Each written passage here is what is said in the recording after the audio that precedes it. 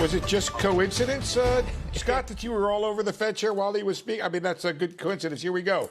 The Fed chair saying that raising rates before 2022 is highly unlikely. He's in a conversation right now at the Economic Club of Washington with David Rubenstein. He says changing rates is not time-based. It is, quote, outcome-based. And we're going to talk about that in a second. He says they're going to keep rates unchanged until the economy meets a three-part test.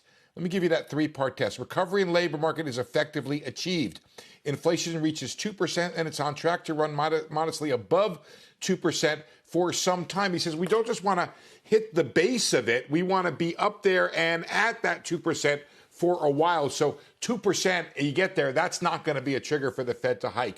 Asked about the debt and the deficit, he says now is not the time to prioritize the deficit. It's on an unsustainable track long term, but not in the short term.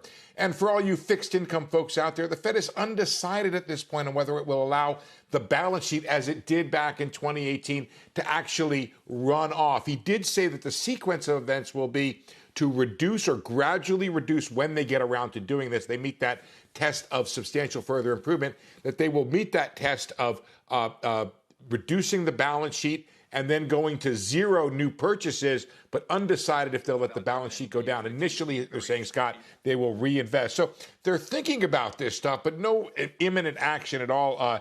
Powell very much sticking to his line that there's nothing about the economy right now, either the inflation numbers or in the economic numbers or in the fiscal spending side, that's causing him to change his tune very much. Scott? He might as well just introduce himself from now on until something changes. Hi, I'm Jay Powell, and I'm dovish.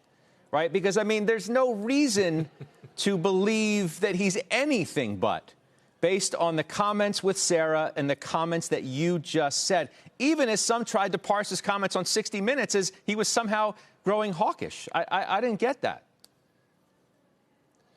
No, I don't know who would. I didn't hear that particular parsing, Scott. I don't see it. I think he's been very consistent about this.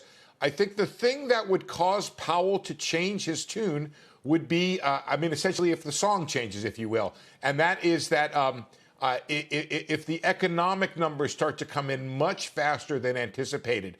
Remember, Scott, if we do 1 million jobs a month, we still got to do that 8 times to put the people who have lost their jobs back to work.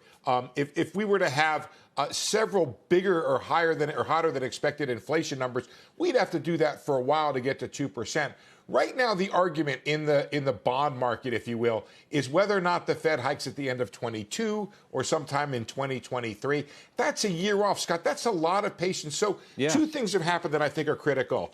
Powell has convinced the markets that inflation is probably going to be temporary and that the Fed is going to look through this. But I think the markets, Scott, have also independently come to that same conclusion. The Fed and the markets, the consensus of the markets, do not disagree on this critical point as far as I can tell. Yeah, well, the market would be reacting far differently if they did. Steve, thank you, as always. Steve Liesman, our senior economics reporter.